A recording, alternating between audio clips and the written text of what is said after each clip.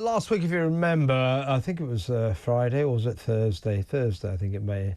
The horrific news might have dropped that Keir Starmer looks set, Sir Keir Starmer, I should say, Knight of the Realm, looks set to make Sadiq Khan, the lousy London Mayor, a Knight of the Realm in his New Year honours list, along with Emily Thornberry, that other mediocrity of no achievement, who Keir wants to make a dame.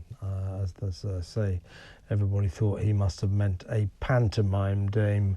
So, you know, Labour losers getting honoured in the Prime Minister's New Year honours list. Isn't that great?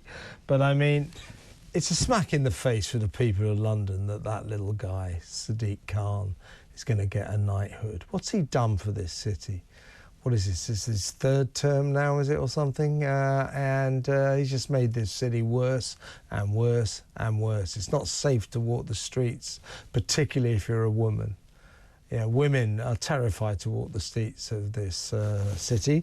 And as I keep saying, I'd love to talk to, and I'm going to sort this out, come to think of it, I'd love to talk to the bereaved, grieving relatives of people who've been stabbed to death on the streets of London during Sadiq Khan's god-awful regime. While this city has been descending into lawless, violent mania, he's been droning on about clean air and ULEZ, pretending that ULEZ is about clean air as opposed to trying to raise money for the awful mess he's made of running the finances of this city. You know, there's a petition now to stop this guy getting a knighthood. It's over the 100,000 mark. Can we stop this thoroughly undeserved honour for an incompetent little mediocrity who has turned the capital city of Britain into a lethally dangerous knife crime war zone? Can we stop it, do you think? Let's talk to the leader of the Together organisation, Alan Miller. Hello, Alan. Good evening, Kevin. Just a recap, tell me what you thought when you heard, I believe it was last Thursday, broke around about 6 o'clock, that of all people, I mean, I've got my problems with the honours system anyway. I'm not sure. Certainly in its current form, I don't think it's working. It's just politicians and TV stars seem to get them, nobody else. But that's another issue. Sadiq Khan, what did you think when you heard that this awful mayor was going to be honoured?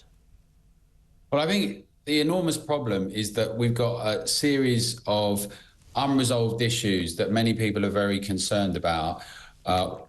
Everything from crime on the streets to the situation with housing and non-transport. Well, let's start in reverse order. Let's start with transport. Let's start with the lies that we were told, that the public had lies told to them about 4,000 alleged deaths due to the air.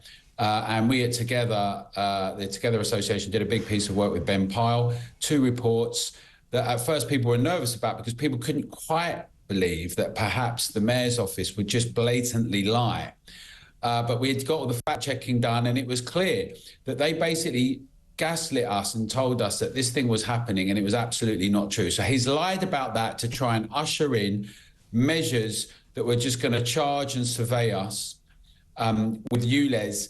We've seen that things like that he supported low-traffic neighbourhoods, massively unpopular, and in fact Croydon is just being accused of fraud on a high level because of these measures of impositions that have no impact whatsoever on air, because we've got great air quality now over the last 20 years, but yet we're having the public being deep-pocketed and surveyed more.